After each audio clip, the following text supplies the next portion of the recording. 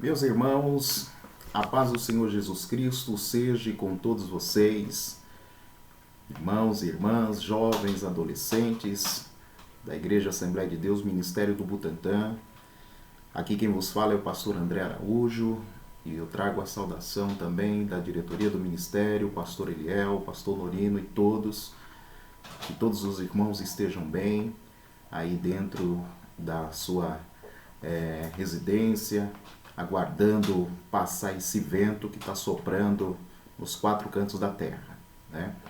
Nós louvamos a Deus porque Deus nos preparou essa ferramenta, a internet e a rede social, para poder continuar comunicando a palavra de Deus, pois a palavra de Deus ela não está presa, né? Por mais que a gente nesse momento está em quarentena, recluso dentro da nossa casa, dentro do nosso lar com a nossa família, a palavra de Deus, todavia, ela ainda tem autonomia para alcançar os confins da terra, pois essa é a vontade do Senhor, que o Evangelho seja pregado até os confins da terra. Meus irmãos, a mensagem de hoje à noite, ela tem por tema a mensagem de Cristo à igreja e o Apocalipse. Eu gostaria de trazer aos irmãos uma mensagem cuja base está no livro do Apocalipse e a questão das 7 cartas às 7 igrejas, orando ao Senhor, meditando nas Escrituras Sagradas, tendo analisado um contexto, trazendo à memória os últimos 10, 15, 20 anos, o que a gente tem vivenciado na questão do Evangelho a nível de Brasil, como se tem comportado as igrejas em si dentro da nossa nação, né? E analisando o livro do Apocalipse, os primeiros 3 capítulos, nós vamos ter da parte do Senhor uma instrução clara de tudo aquilo que Jesus, como sendo o cabeça da igreja, o noivo, ele aprova ou ele reprova dentro de um contexto de igreja. E aí é importante todos nós que somos crentes, batizados nas águas, que cremos nos dons do Espírito Santo, que temos o Espírito Santo, nos atentarmos ao que as Escrituras diz. O próprio nome diz que Apocalipse, traduzido para o português, significa revelação. Logo, Jesus não tem a intenção nenhuma de ficar trazendo revelações esparsas, ou seja, isoladas. Alguém orou e recebeu uma revelação, outro orou e teve uma outra revelação, alguém orou lá no outro canto do mundo e recebeu uma nova revelação. Não, nada disso. O livro do Apocalipse é o último livro do Novo Testamento e ele é uma revelação de Deus, uma revelação de Cristo acerca das coisas que estava acontecendo no período do apóstolo João, como também estava apontando os acontecimentos futuros.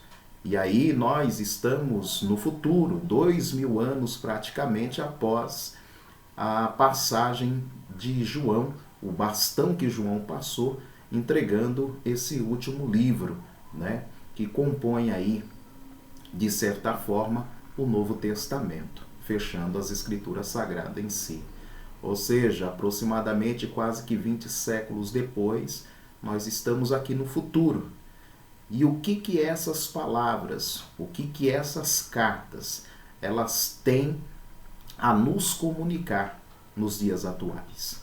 E aí eu gostaria que os irmãos, porque nós pertencemos à Igreja Assembleia de Deus no Brasil, Igreja Assembleia de Deus, Ministério do Butantã, nós temos uma história dentro do contexto das Assembleias de Deus, que já tem mais de um século implantada aqui no nosso país. Como que nós, como Igreja Assembleia de Deus, estamos vivenciando esse Evangelho? O Evangelho que Jesus ele trouxe dentro do Novo Testamento, através dos apóstolos, e como que nós temos vivido isso. E aí as 7 cartas, 7 igrejas do Apocalipse vai exatamente nos dar a linha de entendimento na qual Deus espera que nós possamos comparar que tipo de vida estamos vivendo. Até porque Jesus ele não abriu nenhum ministério enquanto esteve aqui conosco na terra. Ao contrário, ele entregou as chaves do reino dos céus à igreja. A igreja, ela tem essa incumbência de proclamar o evangelho e levar essa palavra até os confins da terra. Agora, Paulo disse no livro de Coríntios que veja cada um como está edificando, porque o firme fundamento já está posto, o qual é Jesus Cristo. E essas 7 cartas às 7 igrejas, ela vai exatamente nos mostrar Jesus dentro dos seus atributos eternos, como ele está neste momento, como ele é.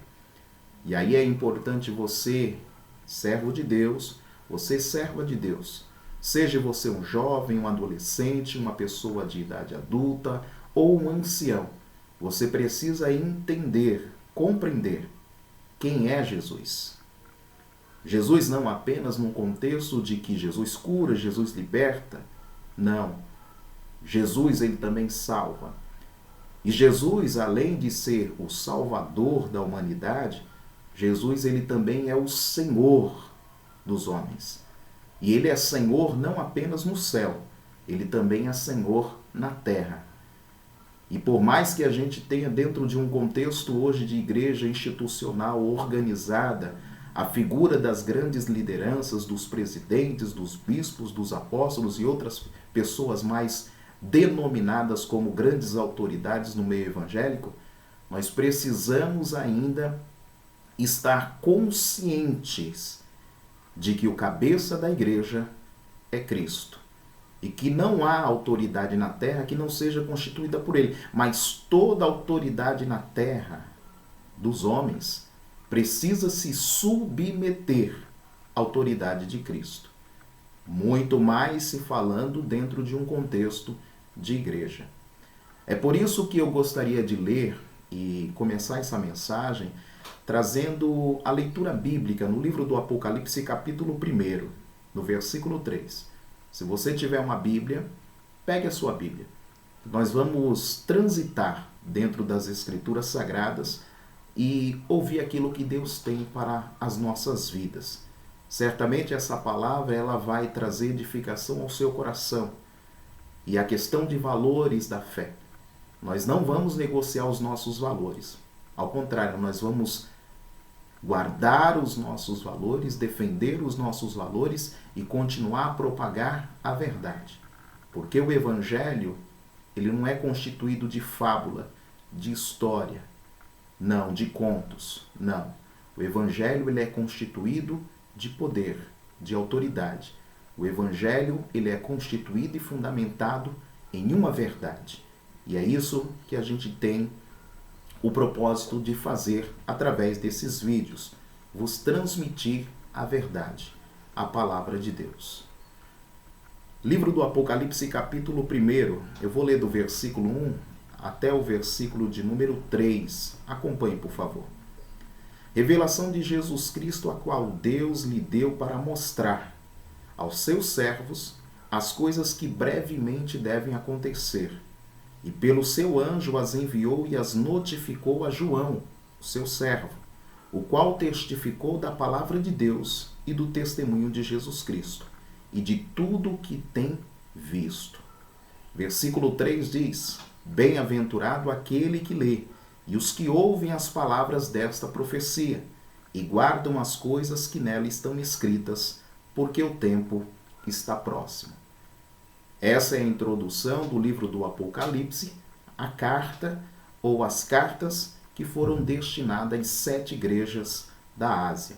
Hoje, para geograficamente nos localizarmos, essas 7 igrejas na Ásia estão no território da Turquia, um país que tem a sua política e geopolítica hoje estabelecida nos dias atuais. Amém? Meus irmãos, antes de ministrar-lhes a palavra, eu quero fazer um minuto de oração com você e rogar ao Senhor que venha nos dar a direção para que possamos falar aquilo que Deus quer que falamos e falar aquilo que é a palavra de Deus, a vontade de Deus e não a nossa. pois esse vídeo não tem o condão ou o propósito de divulgar ou propagar a imagem ou a pessoa de nenhum homem, mas tão somente anunciar a palavra de Deus. Oremos ao Senhor. Senhor Deus e Pai, no nome de Jesus Cristo, teu Filho, eu te dou graças por este momento em oração, em que os teus filhos oram comigo, as tuas filhas, o teu povo. Deus, temos o propósito de ministrar a tua palavra neste momento, de falar não as nossas ideias ou os nossos pensamentos ou o que achamos ou pensamos, não. Falar aquilo que o Senhor quer dizer e aquilo que é importante para a nossa vida, a fim de que possamos crescer na graça, no conhecimento, em frutificação e honra na tua obra e no teu reino. Deus, que todo o mal caia por terra neste momento e que a tua palavra flua dentro do meu coração, da minha alma, através dos meus lábios, para alcançar o coração e a alma de cada um desses ouvintes, e que eles sejam edificados, santificados, e o teu nome seja glorificado em tudo. Deus, se houver alguém enfermo que está ouvindo esta palavra, que enquanto ministramos a palavra, eles sejam, ó Deus, tocados por ti, para serem curados, outros libertos e outros salvos, e o teu nome glorificado, em nome de Jesus. Amém. Deus abençoe, meus irmãos. Então vamos à palavra de Deus. Gostaria que você tomasse nota daquilo que a gente for falando, anotando as passagens bíblicas, para você depois mastigar um pouco mais das Escrituras Sagradas. Antes de iniciar, eu quero fazer uma leitura complementar de um texto. E aí, abra a Bíblia comigo no livro de 2 Timóteo, por favor. Capítulo de número 4. Texto que Paulo escreveu a Timóteo. Ele estava na sua segunda prisão e daqui ele passaria a eternidade, pois nesse julgamento ele não seria absolvido, mas teria que pagar o preço da sua confissão e fidelidade a Deus com a sua própria vida. Tanto é que o contexto histórico diz que Paulo, depois dessa carta, ele foi decapitado.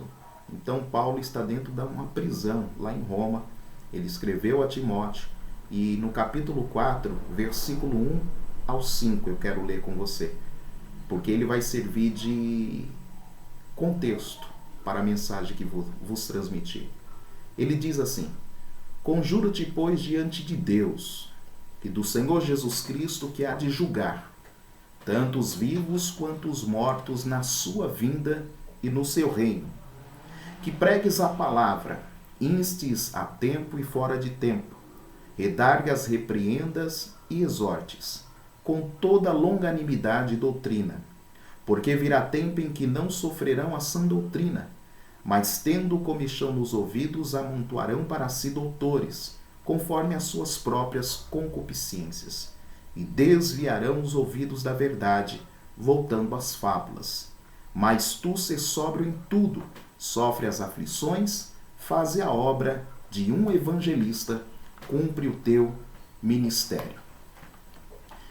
Meus irmãos, a palavra que Paulo escreveu nessa carta a Timóteo, ela tem o propósito de alertar esse discípulo que após a partida de Paulo, ele não deveria vacilar na sua caminhada quanto à sua chamada, quanto à sua vocação ministerial.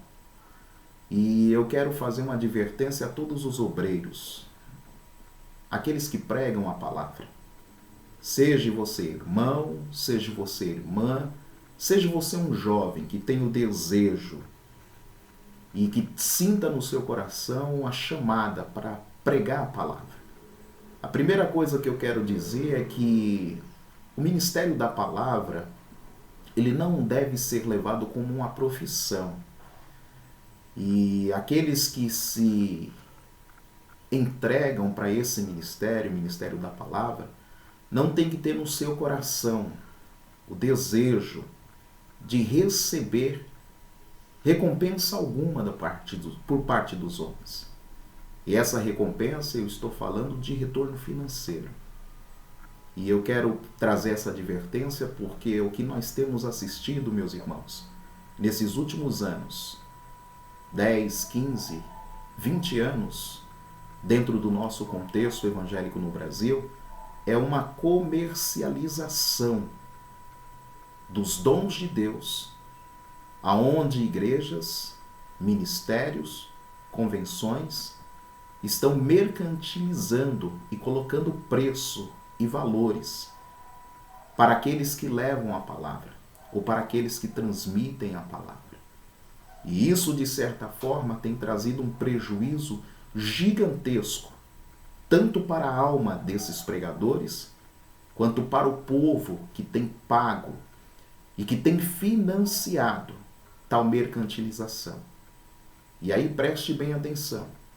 A igreja, nesses últimos 10, 15, 20 anos, vem sofrendo uma decadência terrível em relação à questão da pregação da palavra, na questão de aceitação doutrinária. Ou seja, as pessoas, elas estão se afastando e já se afastaram há muito tempo dos cultos de doutrina das igrejas, dos cultos de ensinamento das igrejas.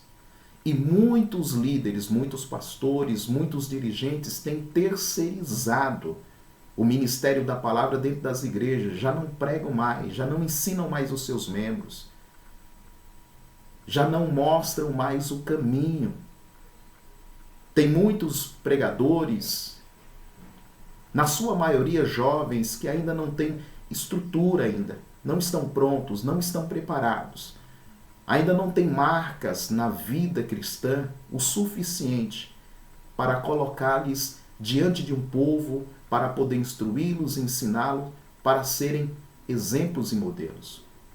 Nós temos vivenciado um contexto onde tem sido mercantilizado e as pessoas estão se cercando, como diz o texto, de doutores conforme as suas próprias concupiscências. As pessoas estão escolhendo o que querem ouvir e de quem ouvir, se esquecendo de que a palavra é de Deus e que a Bíblia diz assim, que quem tem ouvidos ouça o que o Espírito diz às igrejas, e de que as mensagens que são transmitidas ou levadas ao povo de Deus e aqueles que são agentes responsáveis por levar essa palavra, os pregadores, os obreiros, os ministros, eles precisam sim, diante de Deus, ter um compromisso. Qual é o compromisso? Olha o que Paulo diz: conjuro-te, pois, diante de Deus e do Senhor Jesus Cristo, que há de julgar vivos e mortos. Pregar o Evangelho é uma questão de vida ou morte. Se você levar o Evangelho no contexto de pensamentos, filosofias, achismos, determinismos, teologias como a da prosperidade, teologias como maldição hereditária, quantos ensinos heréticos têm sido propagado e difundido dentro do nosso contexto evangélico. E muitos dos nossos pregadores dos últimos 10, 15 anos, eles não foram formados dentro de um contexto de oração, dentro de um contexto de consagração, dentro de um contexto de doutrina, dentro de um contexto de escola dominical. Eles foram formados assistindo outros pregadores, vivenciando os ensinamentos que outros estão passando através de grandes, vamos dizer assim, púlpitos por aí, de grandes eventos através da mídia e da venda de CDs, de DVDs e outras coisas mais. E essas pessoas estão apenas como papagaio replicando o que estão ouvindo, mas não tem aquele amor, aquele anelo, aquele desejo, aquela fome e sede de buscar diretamente na fonte a palavra de Deus para transmitir aquilo que Deus quer falar. Porque a igreja, ela está se perdendo porque está voltando às fábulas. Se conta muita história hoje dos púlpitos, dentro das igrejas. A casa de Deus nos dias atuais,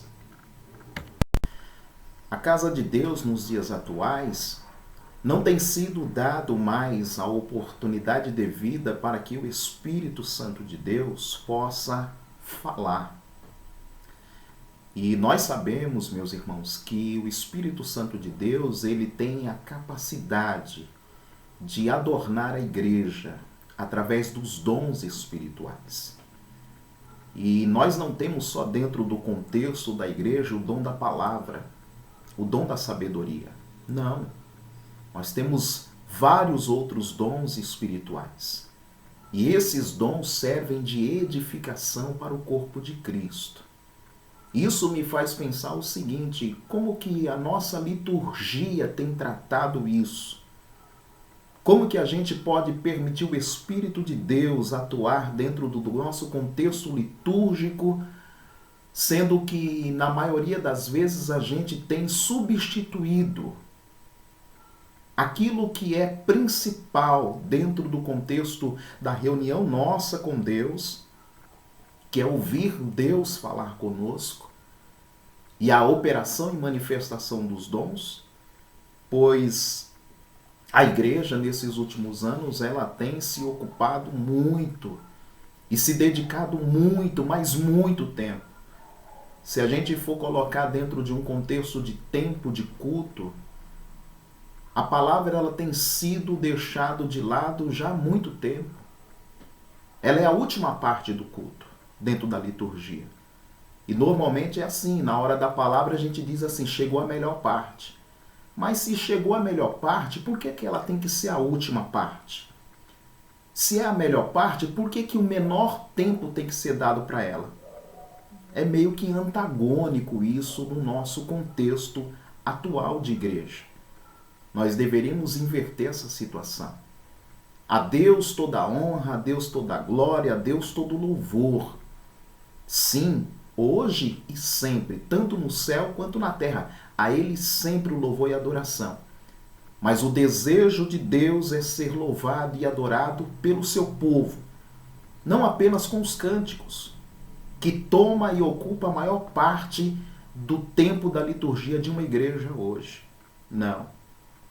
Deus quer falar com o seu povo. Deus deseja transmitir a sua palavra ao seu povo. Deus quer abrir os olhos daqueles que não veem.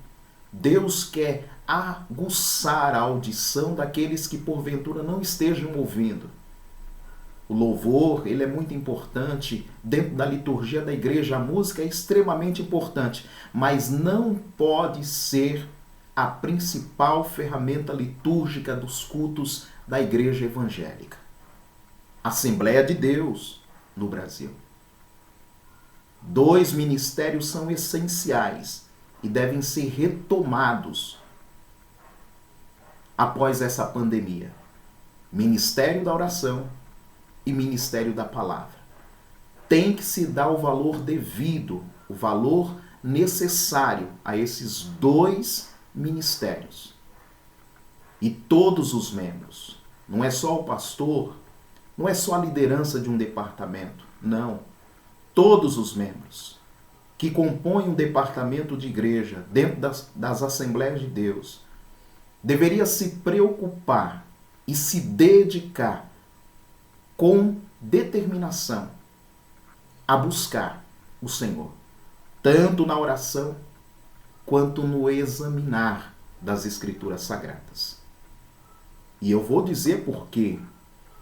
Porque nós estamos vivendo um momento em que as pessoas estão ouvindo quem elas nem conhecem. Estão dando crédito a mensagens que não têm fundamento nenhum nas Escrituras. E estão vivendo uma vida espiritual em total superficialidade. Se ajuntando por se ajuntar. Em outras palavras, estão vivendo uma vida extremamente religiosa do ponto de vista bíblico. E não estão vivendo uma vida de santificação e honra. Não estão adorando a Deus em espírito e em verdade, estão adorando a Deus com cânticos. Mas quando a vida pessoal, as obras praticadas, elas não condizem com aquilo que as pessoas estão falando, isso diante de Deus não cheira bem, cheira mal. E nós vamos observar isso nas 7 cartas escritas às 7 igrejas no livro do Apocalipse. Por quê? Porque nós precisamos conhecer Jesus. Onde Jesus está agora? Quando nos reunimos na casa dele, aonde ele está? E como ele está lá? Eu preciso saber disso. Eu preciso entender isso. E para mim finalizar essa parte introdutória, eu gostaria de dizer aos irmãos, olha o que Paulo diz no versículo de número 2 do livro de 2 Timóteo, capítulo 4. Ele diz a Timóteo assim: Timóteo, pregue a palavra. Pregar a palavra não é pregar o que eu acho, o que eu penso, o que eu quero. É pregar o que Deus diz. Segundo, inste a tempo e fora de tempo. Ele diz assim, olha, é a gente, homens, que diz que hoje é o culto da família, hoje é a campanha da cura, hoje é a campanha da libertação, hoje é a campanha do milagre. É a gente que faz essa separação, essa distinção. Mas todo aquele que prega a palavra, todo aquele que é temente a Deus, tem que ter o condão e a responsabilidade de, ao ser convidado para levar uma mensagem, para ir pregar o que Deus mandar, o que Deus diz. Não que as pessoas estão escolhendo para ouvir dentro do seu contexto de culto. E ele diz, pregue a palavra a tempo e fora de tempo.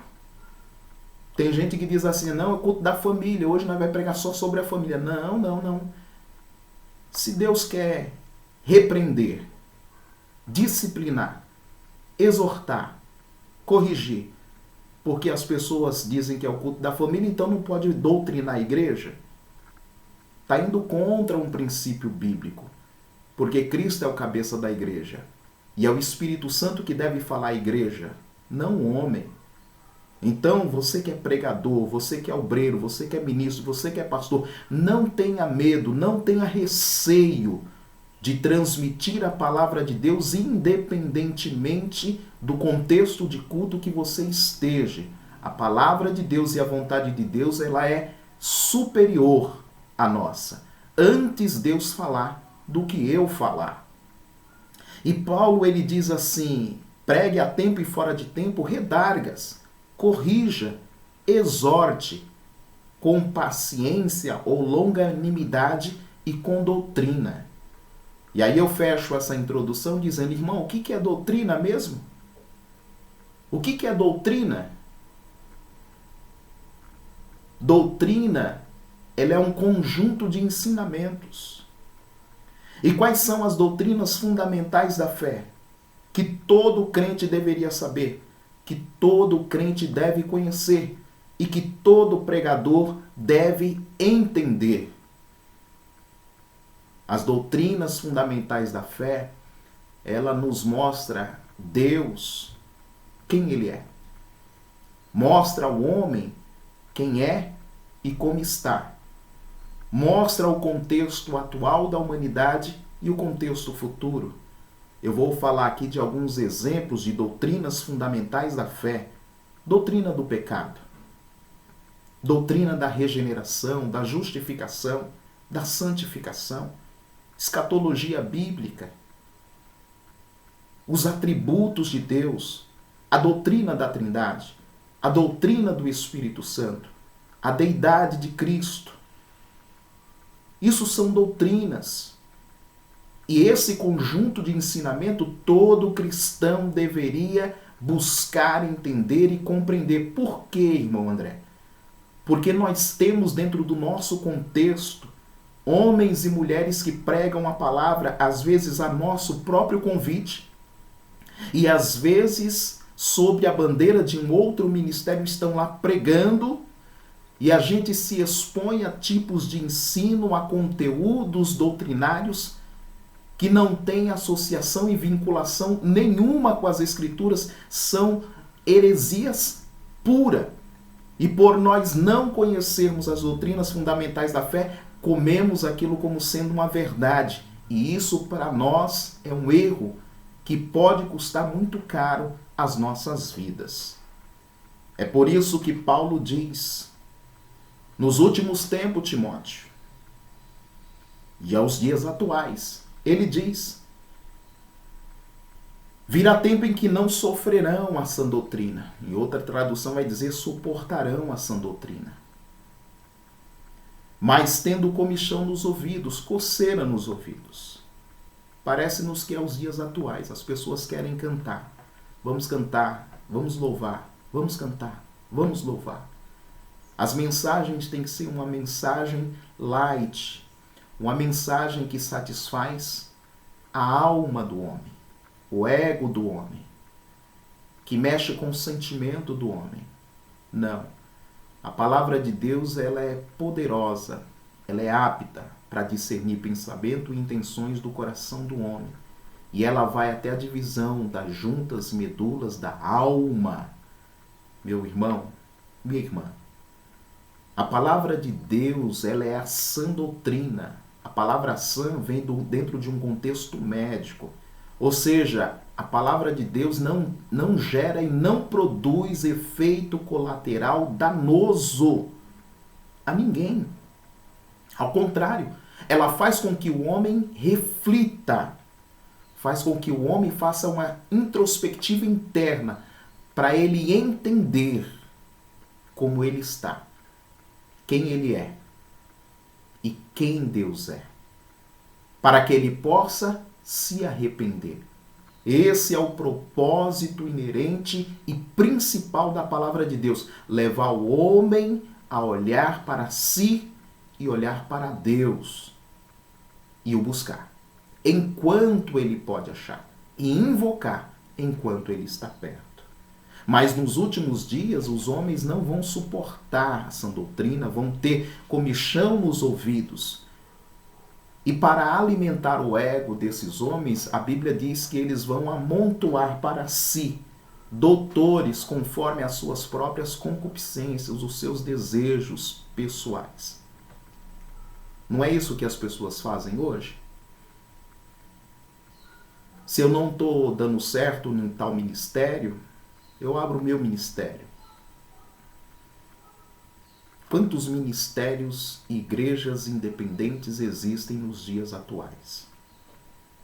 E de tantas e tantas igrejas e ministérios que a gente tem hoje na questão nossa dentro do Brasil, quantos desses ministérios e igrejas estão ali defendendo uma fé viva e genuína e defendendo a sã doutrina como alimento, instrução, caminho, verdade e vida para os homens? Quantas delas? Muitas pessoas abrem a igreja com o propósito de ter o seu próprio rebanho e dominar sobre eles. Muitas pessoas estão assentadas em cadeiras de presidentes de ministério porque têm poder nas mãos. Tem o poder de dirigir pessoas e tem poder financeiro, porque isso traz e dá a eles este poder. Meus irmãos, a igreja, ela não é propriedade do homem. Os membros das igrejas não são propriedades dos homens. Aquele que dirige ou conduz um rebanho não deve ter por presunção no seu coração querer dominar essas pessoas. O papel de um líder, um papel de um pastor, um papel de um homem de Deus que está à frente de um rebanho é servir a esse rebanho como exemplo. Poder orientar, aconselhar, dirigir, conduzir, ensinar, instruir, para que essas pessoas alcancem maturidade, alcancem crescimento, desenvolvam-se no corpo de Cristo, como membros do corpo de Cristo, para serem também usadas na obra e no reino de Deus. E quando eu falo obra e reino de Deus, eu não estou falando de departamento de igreja. Eu falo de alguém ligado ao corpo que está produzindo no reino de Deus, no mundo espiritual, com reflexo no mundo físico. É o objetivo da igreja. Efésios capítulo 4, versículo 11, ele deu uns para apóstolos, profetas, pastores, doutores e evangelistas, visando o crescimento do corpo, a edificação do corpo, até que todos nós, cheguemos ao pleno conhecimento da verdade em Cristo Jesus.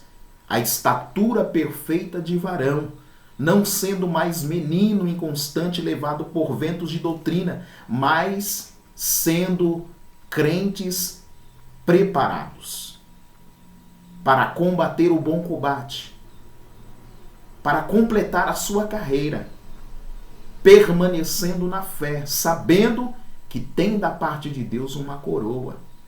Precisamos ter essa convicção. E a palavra de Deus, quando você examina ela pode falar ao seu coração e aprovar o que você está fazendo, mas também ela pode falar ao seu coração e dizer, não é assim que faz, não é assim que é para fazer. Isso aqui você precisa deixar, isso aqui você precisa abandonar. As Escrituras Sagradas, elas são uma luz que ilumina em meio às trevas e nos mostra o caminho por onde devemos andar. Assim, aqueles que ignoram as Escrituras Sagradas estão em trevas. Podem estar em outros caminhos. Mas o caminho verdadeiro e único que é Cristo, só nele estará e permanece aquele que amar a palavra, andar na palavra e colocar a palavra em prática. Porque a palavra de Deus é viva e eficaz. Lembra que Jesus disse? A letra mata, mas o Espírito vivifica. A palavra, quando você a coloca em prática, ela produz vida em você mesmo. Logo, você não vai ser aquele novo convertido depois de 30, 40 anos na igreja. Não. Você já é alguém maduro. Lembra, Jesus é o cabeça da igreja? E a cabeça é adulta. É de uma pessoa adulta. Logo, os membros desse corpo também precisam buscar a maturidade, crescerem e não serem meninos inconstantes. Não. Levado por vento de doutrina. Não. Precisam ter o conhecimento da doutrina e firmado estarem na palavra, para não serem enganados e usados e serem manipulados por homens amantes de si mesmo, que tem por objetivo o lucro, o ganho. E não é isso que a gente está observando nesses últimos anos, dentro do contexto das igrejas Assembleia de Deus e do movimento pentecostal dentro do Brasil? As pessoas estão enriquecendo às custas do Evangelho, seja através daqueles que levam a palavra, sejam aqueles que estão cantando, louvando ao Senhor. Meus irmãos, não despreze o dom que há em ti. Não despreze o Espírito de Deus na tua vida. Não despreze, porque o mesmo Espírito que estava sobre Cristo é o mesmo Espírito que foi derramado sobre você e sobre a minha vida. O desejo de Deus é que tenhamos intimidade e comunhão com Ele, possamos frutificar dentro do corpo dEle, dentro do reino dEle, conforme a sua vontade e o seu querer. Deus quer que nós sejamos pessoas autônomas, independentes, dentro de um contexto de produtividade, mais ligado ao corpo, sabendo que somos membros de um corpo. E esse corpo é o corpo de Cristo. E nós precisamos ser esse exemplo dentro do corpo. Autonomia dentro da coletividade. E essa coletividade está no corpo de Cristo, a igreja. Que não é a placa na onde você serve. Não. É o corpo de Cristo místico, a igreja viva, genuína, compostas por membros de todos os países. Sejam eles crentes vivos, sejam eles crentes mortos. E eu finalizo essa parte introdutória dizendo assim: nesses últimos dias, as pessoas não terão muito ânimo para ouvir a doutrina. Vão se cercar de mestres e doutores conforme as suas concupiscências. E o texto é mais enfático ao dizer: e eles desviarão o ouvido da verdade, voltando às fábulas. As pessoas estão vivendo de histórias.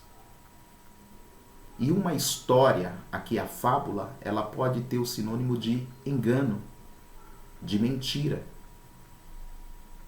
E o texto continua no versículo 5 e diz assim: mas tu ser sóbrio em tudo, sofre as aflições, faze a obra de um evangelista e cumpre o teu ministério. Eu vou ir para a finalização desse vídeo, porque depois eu pretendo fazer vídeos individuais, tratando de cada uma das igrejas. Mas eu quero finalizar, e para a conclusão dessa mensagem, para não ficar muito extenso esse vídeo, lendo de novo o versículo 4 do livro de 2 Timóteo 4, que diz assim: e desviarão os ouvidos da verdade, voltando às fábulas. Eu vou fazer uma pergunta para você. O que é que Jesus te prometeu? O que é que ele te ofereceu quando você o aceitou? O que é que Deus te prometeu quando você aceitou o Filho dele como Senhor e Salvador da sua vida? O que é que o Espírito Santo de Deus tem prometido para você? Agora eu finalizo dizendo assim: o que é que a palavra de Deus te promete para você ser crente, servo de Deus, amigo de Deus? E aí eu quero que os irmãos abram a Bíblia comigo, lá no livro do Apocalipse.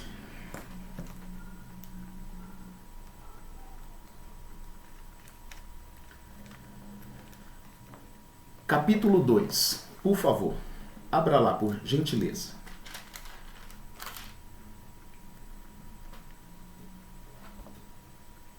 Jesus, ele se apresentou a cada uma das 7 igrejas. E dentro dessa apresentação ele vai revelar atributos pessoais que ele tem.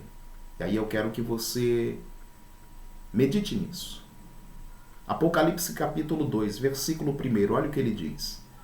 Escreve ao anjo da igreja que está em Éfeso: isto diz aquele que tem na sua destra as 7 estrelas, que anda no meio dos 7 castiçais de ouro. Primeira coisa, Jesus ele transita no meio da igreja. Esse transitar no meio da igreja aqui é dentro do contexto histórico, uma igreja verdadeira, uma igreja genuína, uma igreja que ela é fundada dentro de um contexto histórico de ensinamento das Escrituras Sagradas, ela terá a presença de Jesus no meio dela. E o anjo da igreja, que ele representa a liderança, o pastor da igreja. Esse pastor da igreja, ele também está nas mãos do Senhor. Olha só, a abertura de grandes ministérios, a princípio, ele é uma obra da parte de Deus. Os missionários estão no campo fundando congregações, igrejas, através da salvação de almas, por uma vontade de Deus. E a Bíblia diz, Jesus disse: eu estarei convosco todos os dias até a consumação do século. Então esse texto ele reitera aquilo que a Bíblia já afirmava, que Jesus está presente dentro do contexto das igrejas. Ele anda no meio dos 7 castiçais, ele transita dentro das igrejas. E ele tem na mão os anjos da igreja, ou seja, ele tem autoridade, tem poder sobre os tais. Versículo 8, olha o que diz. E ao anjo da igreja que está em Esmirna escreve, isso diz o primeiro e o último, que foi morto e reviveu. Olha o atributo dele. Jesus é o primeiro e o último. A igreja precisa entender que Jesus é Deus. Mas também precisa entender que ele foi morto, ele era homem, ele se fez homem. O Verbo encarnou-se e habitou entre nós. E o texto diz, foi morto, mas reviveu. O contexto da ressurreição. Acredite, Jesus é Deus. Jesus foi homem e morreu, mas ressuscitou pelo poder de Deus. Isso é uma doutrina fundamental. A igreja precisa ter convicção disso. Versículo de número 12. E ao anjo da igreja que está em Pérgamo, escreve, isto diz aquele que tem a espada aguda de 2 fios. A espada aqui ela é símbolo de autoridade e de poder. Jesus tem poder e tem autoridade. E ele está transitando entre os castiçais. E tem nas mãos o anjo da igreja. A sua palavra. A espada de 2 gumes também representa a palavra. A sua palavra, ela vai até ao ponto de divisão de juntas e medulas, alma e espírito. Agora eu gostaria de ler no versículo de número 18, Apocalipse capítulo 2, versículo 18. Olha o que a Bíblia diz. E ao anjo da igreja de Tiatira escreve, isso diz o Filho de Deus, que tem os olhos como chama de fogo e os pés semelhante ao latão reluzente. Filho de Deus, Jesus é o unigênito. Ele tem os olhos como chama de fogo. Isso significa que ele tem a onisciência, a onipresença, a onipotência. Todas as coisas estão patentes diante dos olhos dele. Nada foge à visão, à soberania e o poder de Jesus. E os pés deles é como latão reluzente. O latão reluzente aqui é o bronze representa o juízo. Da mesma forma que Jesus veio salvar, da próxima vez que ele vier sobre essa terra visivelmente, ele vai vir como juiz para fazer justiça. E é por isso que temos a questão dos pés dele serem semelhantes ao latão reluzente. Também gostaria de ler no capítulo 3, versículo 1, que diz assim: E ao anjo da igreja que está em Sardes escreve, isto diz o que tem os 7 Espíritos de Deus, as 7 estrelas. Aqui fala da plenitude do Espírito Santo. O número 7 representa o número da perfeição.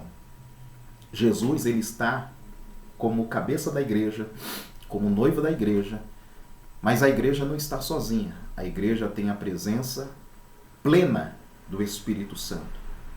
Por isso a igreja ela precisa estar sendo instruída, ensinada, edificada, capacitada, preparada, revestida pelo Espírito Santo. E isso está disponível nos dias de hoje a toda a igreja. Capítulo 3 também, versículo de número 7. E ao anjo da igreja que está em Filadélfia escreve, isto diz o que é santo, o que é verdadeiro, o que tem a chave de Davi, o que abre e ninguém fecha, e fecha e ninguém abre. Jesus é o cabeça da igreja e ele é santo. A sua igreja precisa ser uma igreja santa. Jesus é verdadeiro e a igreja precisa ser portadora da verdade. Ser portador da verdade, para você que é obreiro, para você que é pregador, para você que é membro da igreja, é levar a palavra de Deus. Não é contar história, fábulas, contos. Não. O evangelho é algo verídico, concreto, verdadeiro. A igreja precisa acreditar ou voltar a acreditar piamente nas Escrituras Sagradas, porque é a palavra de Deus. O que ele abre, ninguém fecha, e o que fecha, ninguém abre. Isso fala do poder dele. O que ele fizer, está bem feito. E se ele não fizer, também está bem feito, porque ele detém todo o poder e autoridade, nos céus e na terra. Jesus, lembra-se, ele é Deus. E para concluir essa parte da revelação de Jesus Cristo à igreja com seus atributos, eu quero ler no capítulo 3, versículo 14.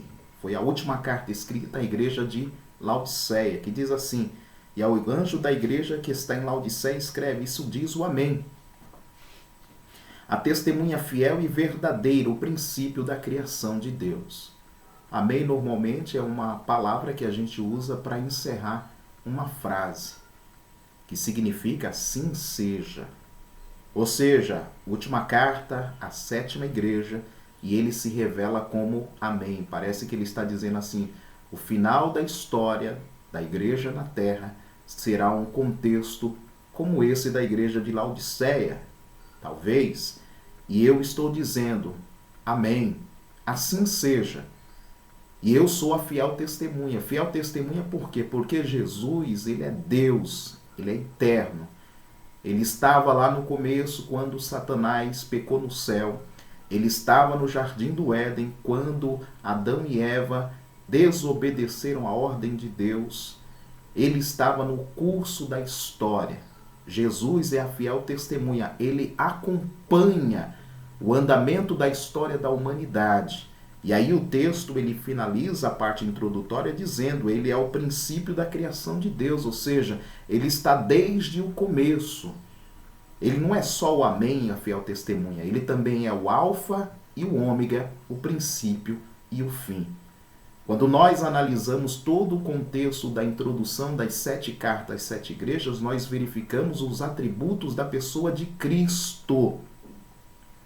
E em nenhum deles vai falar de cura e de libertação, mas vai enaltecer os seus atributos pessoais.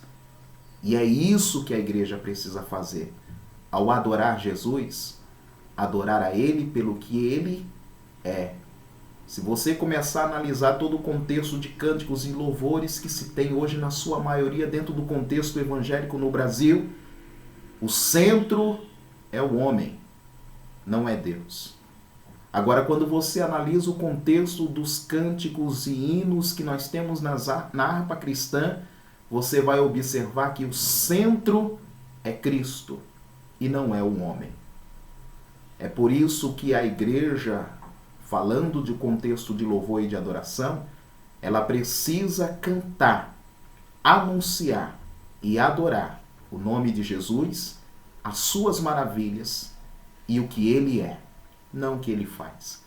Porque o que ele faz é res, é coisa, é secundário.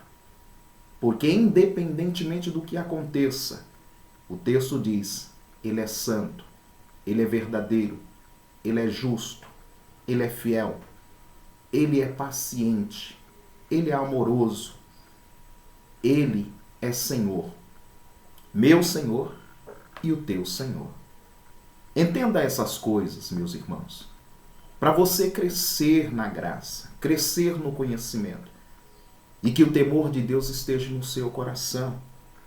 Agora observe uma coisa, eu quero de forma bem resumida, indo para a conclusão dessa mensagem, falar de algo importante. O que é que uma igreja precisa ter, sabendo que Jesus é tudo isso? No livro do Apocalipse, capítulo de número 2, versículo 2, olha o que diz.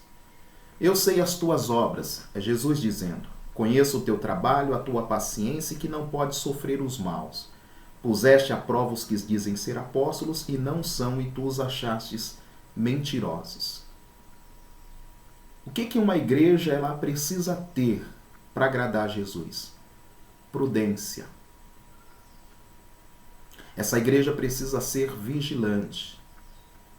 Essa igreja não pode comer qualquer coisa. A igreja ela precisa provar aqueles que dizem ser alguma coisa antes de aceitar o que essas pessoas estão ensinando ou instruindo para o povo de Deus. O contexto da igreja de Éfeso, havia outras pessoas que se diziam apóstolos, que se apresentaram depois de Paulo dentro daquele contexto da igreja, e eles fizeram a prova dos 9 com essas pessoas e achou que eles eram mentirosos. Por que será? Porque certamente eles não se mantiveram fiéis aos ensinos dos apóstolos e dos profetas. Logo, aqueles que pregam a palavra precisam ter a firmeza doutrinária em levar as doutrinas fundamentais da fé e anunciar a verdade, a palavra de Deus. Não ficar contando historinha, coisas que não viu ou que apenas ouviu dizer. Tome cuidado com isso. Segunda coisa, capítulo 2, versículo 6. O que uma igreja precisa ter? Tens, porém, isto que aborrece as obras dos nicolaítas, quais também aborreço. Uma igreja verdadeira e fiel ao Senhor, um crente verdadeiro e fiel ao Senhor, ele vai abominar o que Cristo abomina. Ele não vai aceitar o que Cristo rejeita. Ao contrário, ele vai lançar fora aquilo que Jesus lançaria. Esse é um papel que a igreja precisa cumprir. Ela precisa estar em harmonia no contexto de corpo com a cabeça, que é Cristo. As obras dos nicolaítas eram reprovadas. Nicolau era um daqueles diáconos separados no Evangelho de João, no capítulo de número 6. Atos dos Apóstolos, capítulo 6, desculpe. Ele estava lá, Nicolau, só que ele se desviou. Mas ele continuava pregando o evangelho dele. O que ele estava falando, o corpo doutrinário e de ensinamento dele, não estava alicerçado e não tinha autoridade bíblica, porque era um ensinamento distorcido, pervertido das Escrituras. Pregava e ensinava idolatria e também a imoralidade. Como que pode um crente viver na idolatria? Como que pode um crente viver na imoralidade? Nicolau era adepto dessa doutrina e ensinava que os membros poderiam viver com Cristo e viver nessas práticas. Jesus falou, não, eu abomino essas obras de Nicolau. A doutrina dele é abominável. Se uma igreja quer se parecer comigo e ser membro do meu corpo, também precisa rejeitar e abominar tal coisa. Éfeso assim fez. E nós também devemos fazer. Rejeitar a imoralidade em nosso meio e a idolatria. Capítulo 2, versículo 19. O que uma igreja precisa ter para agradar o Senhor? Eu conheço as tuas obras, a tua caridade, o teu trabalho, o teu serviço, a tua fé, a tua paciência, e que as últimas obras são mais do que as primeiras. Ou seja, precisamos ter perseverança, dedicação, comprometimento, compromisso, não ocupação. Se assim fizermos, estamos agradando o Senhor, cabeça da igreja. Capítulo 3, versículo 4 do livro de Apocalipse diz que tem em Sardes algumas pessoas que não contaminaram suas vestes, e comigo andarão de branco porquanto são dignas disso. Quando nós olhamos esse texto, nós vemos que essa igreja aqui, ela buscou manter a pureza espiritual. Irmão, ó quão bom e quão suave é que a mocidade guarde a sua pureza, que os jovens guardem a sua pureza, os adolescentes guardem a sua pureza. Os irmãos e as irmãs vivem uma vida de pureza, de purificação, de santificação. O contexto aqui fala de vestimenta, mas não é a veste usual nossa, é a vestimenta espiritual. É vigilância no pensamento, é vigilância no que fala, é vigilância no que faz. A Bíblia diz que todo o nosso espírito, alma e corpo, ele tem que ser guardado, plenamente conservado para o dia do Senhor. Tem pessoas que não têm esse ânimo, esse zelo, esse cuidado de zelar pelo corpo, pela alma e pelo espírito. Tem pessoas que dizem assim, eu vou entregar o corpo ao pecado porque assim eu destruo o meu corpo, mas a minha alma vive para Deus. Deus está no meu coração, eu tenho Jesus no meu coração, o Espírito de Deus é na minha vida. Mas dentro de um contexto de prostituição, não. Dentro de um contexto de adultério, não. Dentro de um contexto de idolatria, não. Dentro de um contexto de engano, de mentira, não, ele não está. As vestes estão manchadas, precisa manter as vestes limpas. E era isso que a igreja de Sardes estava fazendo. Capítulo 3, versículo 8 do livro do Apocalipse. O que uma igreja precisa ter para agradar ao Senhor? Eu sei as tuas obras, e eis que diante de ti pus uma porta aberta e ninguém pode fechar. Tendo pouca força, guardaste a minha palavra e não negaste o meu nome. Reconhece a sua estrutura, a sua capacidade, a sua habilidade. Reconhece quem você é. E saiba que sozinho você não consegue. Você é dependente de Deus. Eu sou dependente de Deus.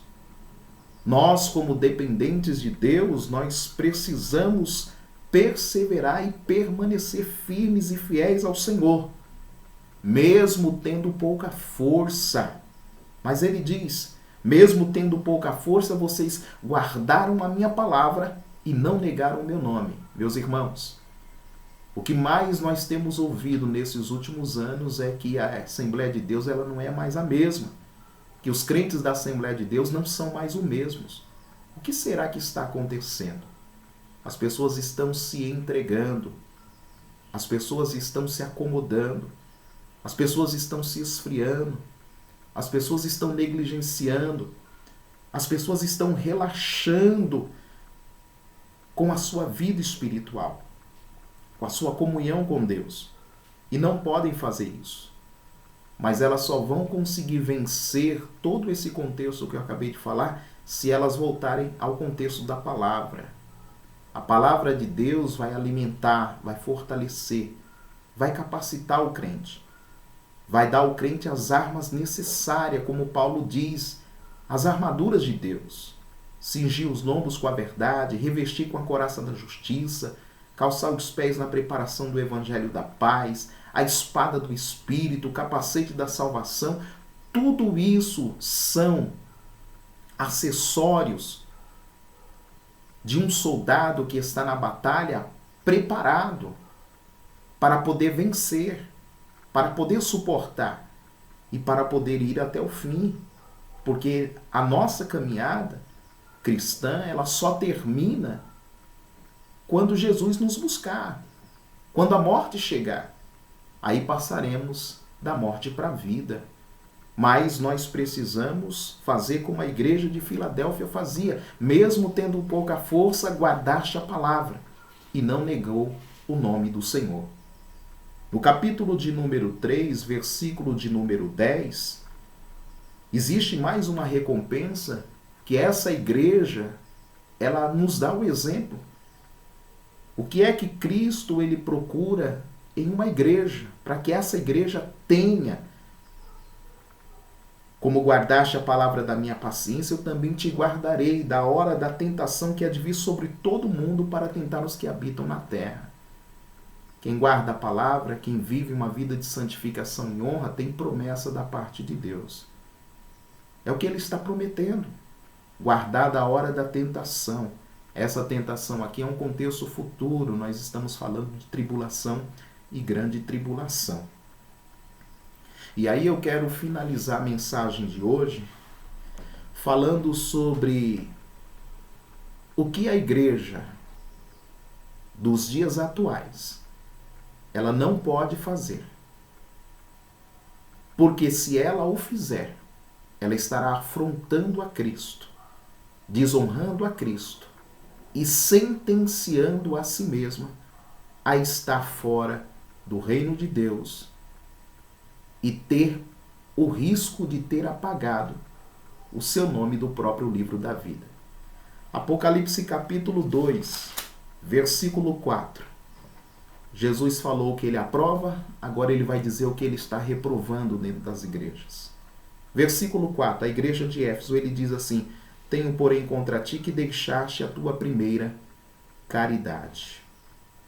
Capítulo 2, versículo 14, 15, a igreja de Pérgamo, ele escreve o seguinte: Mas umas poucas coisas tenho contra ti, porque tens lá os que seguem a doutrina de Balaão, o qual ensinava a Balaque a lançar tropeço diante dos filhos de Israel, para que comessem do sacrifício da idolatria e se prostituíssem.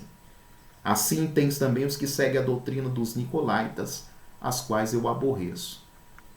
Isso tudo nos mostra que Jesus está preocupado com o que está sendo ensinado dentro das igrejas. Que tipo de instrução e de ensinamento o povo dele está recebendo.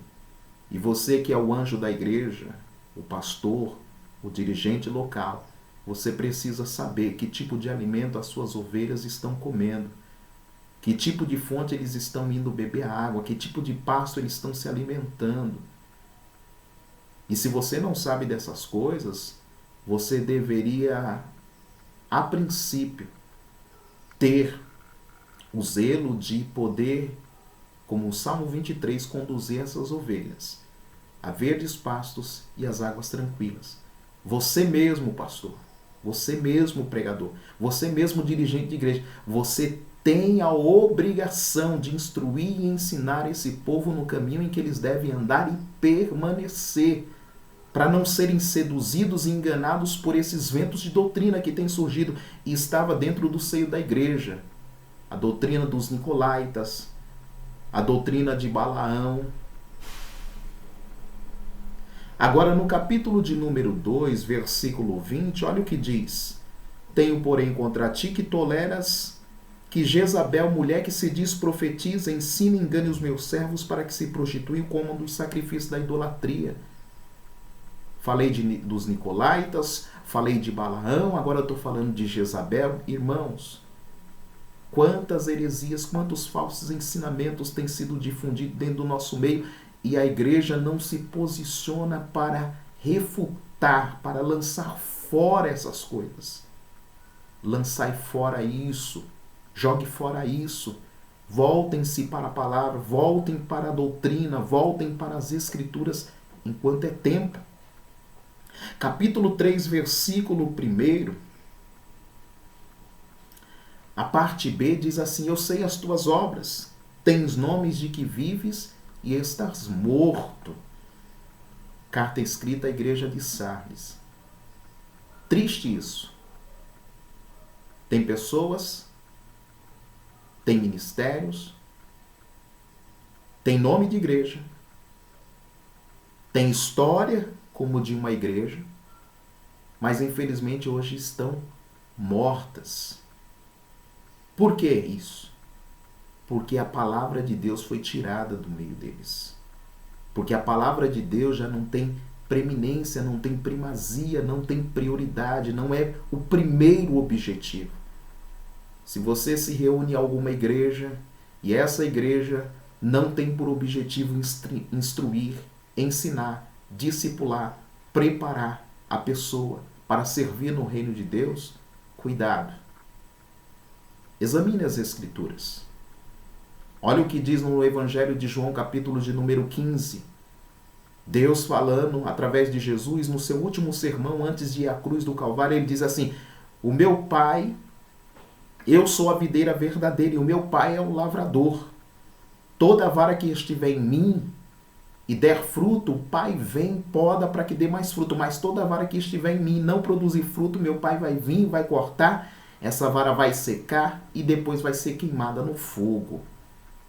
Meu irmão, ninguém foi chamado aqui para ficar ocupando lugar em banco de igreja ou dentro de templos e congregações. Nós somos chamados para estar ligado ao corpo de Cristo. E no corpo de Cristo você precisa dar fruto. Se você não der fruto, corre o risco de ser cortado, secar e no fim ser lançado no fogo. Irmão André, você está dizendo que uma pessoa pode estar dentro da igreja e não ser salva? Sim. Irmão André, você está dizendo que uma pessoa pode fazer parte de um departamento e não ser salvo? Sim. Meus irmãos, no último vídeo eu falei sobre novo nascimento. Reflita nisso. Se não nascer, não cresce. Se não crescer, não produz. É importante estar ligado com Cristo e produzir para que continue dando fruto, porque o Pai vai cuidar de você, vai podar a sua vida e você vai ser uma árvore frutífera, plantada junto a ribeiro, Salmo 1 diz lá. Capítulo 3, versículo 15 a 18, e aí a gente vai para a conclusão, diz assim: eu sei as tuas obras, que nem és frio nem quente. Tomara que foras frio ou quente. Assim, porque és morno e não és frio nem quente, vomitar-te-ei da minha boca. Como dizes, rico sou, estou enriquecido, de nada tenho falta, mas não sabe que és um desgraçado, miserável, pobre, cego e nu. Aconselho-te que de mim compre ouros provado no fogo, para que te enriqueças, vestes brancas para que te vistas, e não apareça a vergonha da nudez, e unjas os teus olhos com colírio, para que vejas. O que isso significa? Mornidão espiritual é um sinal dos dias que nós estamos vivendo. Crise de identidade. Quem é crente? Quais são as características de um crente? Verdadeiro, sincero, fiel. Quais são? Dentro do contexto das 7 cartas às 7 igrejas, eu vou finalizar essa mensagem.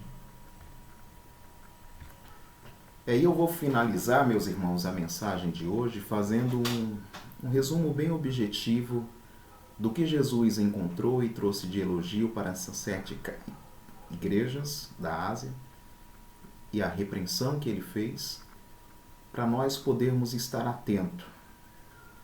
E como foi o tema proposto dessa mensagem, a mensagem de Cristo à igreja e o Apocalipse, para refletirmos o que precisamos mudar. A igreja escrita a Éfeso, Jesus elogiou muito o trabalho árduo e a perseverança dessa igreja.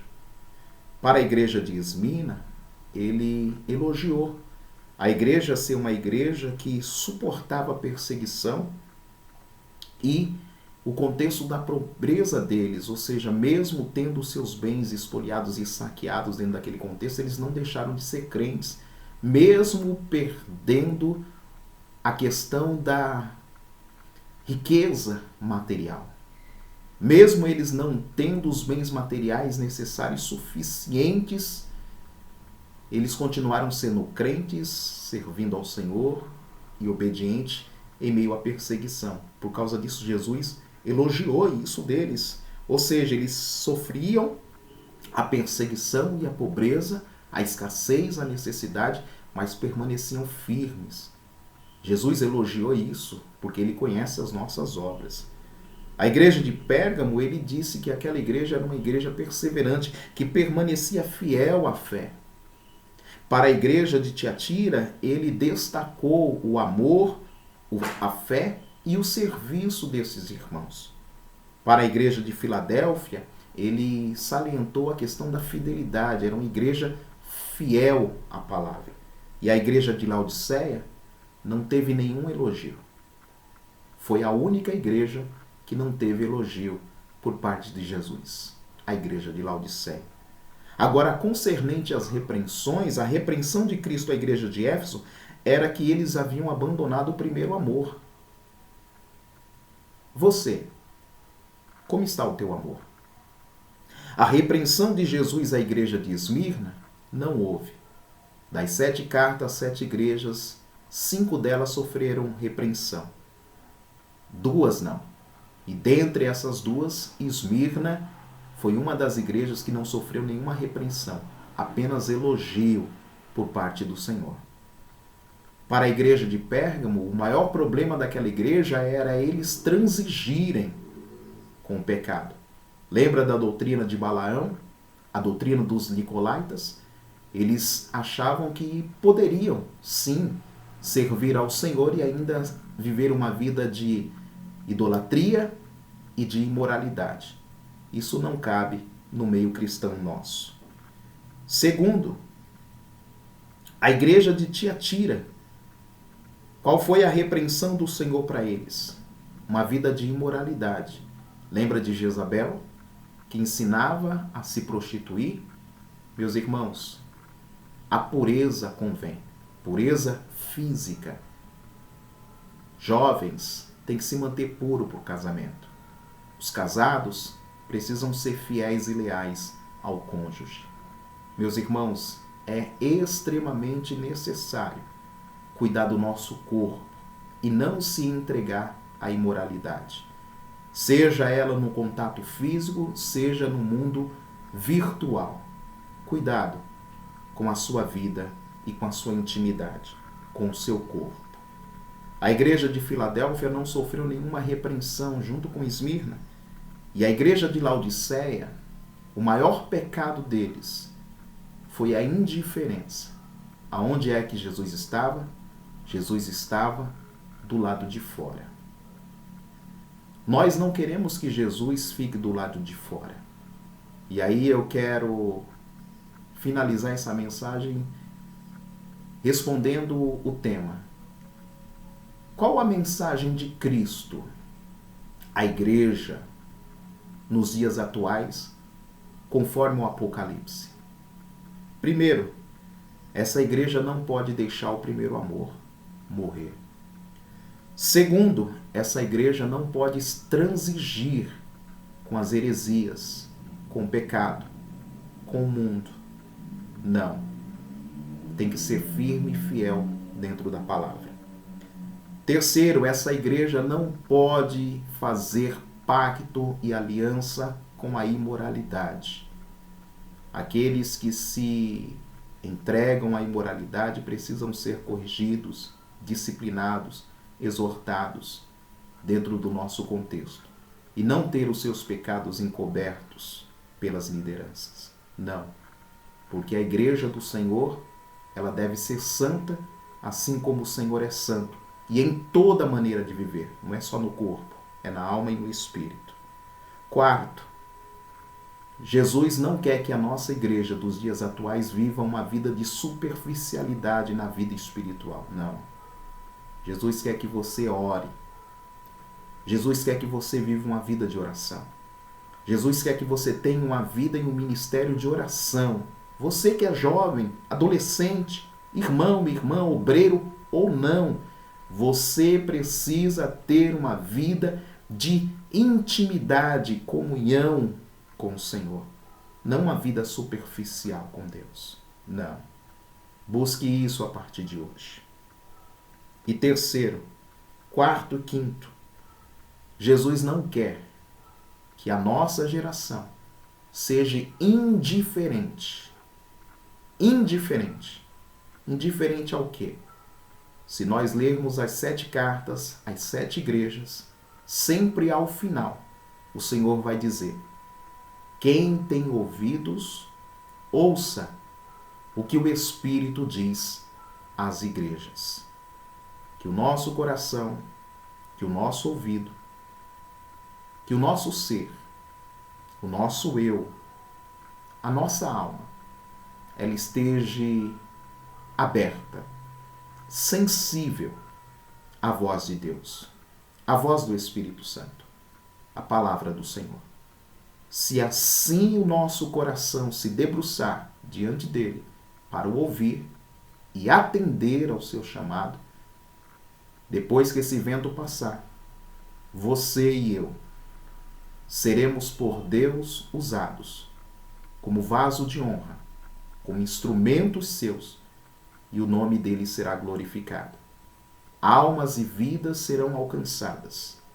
O reino de Deus se expandirá e alcançará os confins da terra. As obras do diabo serão desfeitas. E Jesus, o cabeça da igreja, será glorificado. Meus irmãos, eu quero agradecer a Deus por este momento e prometo-lhes das próximas vezes tratar de forma individual cada uma dessas cartas para a gente poder aprender um pouco mais da palavra do Senhor. Quero orar com você e rogar ao Senhor que as suas bênçãos sejam sobre a sua vida. Oremos. Amado Deus, eu te louvo e te agradeço neste momento de oração, por este momento em que podemos transmitir a tua palavra. Senhor, faz prosperar esta palavra em cada vida, em cada coração, para que os teus filhos e filhas cresçam na fé, cresçam na graça no temor do Senhor. Derramai sobre todos o espírito de sabedoria e de revelação da verdade, para que eles entendam, Jesus, a tua mensagem, a sua geração nos dias de hoje, para que todos sejam como varas e ramos ligados a videiras, que venham dar muito fruto e que o Senhor seja glorificado. Abençoe a cada um que esteja ouvindo. Curai os enfermos que estão nos ouvindo. Libertai os cativos e oprimidos que estão nos ouvindo. Salvai estas almas que estão sem direção neste momento, afastadas de ti. Tocai-lhes o coração, pela palavra, pelo Espírito, e que o Senhor seja glorificado. Pai, peço e te agradeço, em nome de Jesus. Meus irmãos, com gratidão no meu coração e alegria na minha alma, eu encerro esse vídeo e desejo a todos a paz do Senhor e que brevemente nos veremos pessoalmente. Amém? Deus abençoe e fique na paz do Senhor Jesus Cristo. Deus abençoe.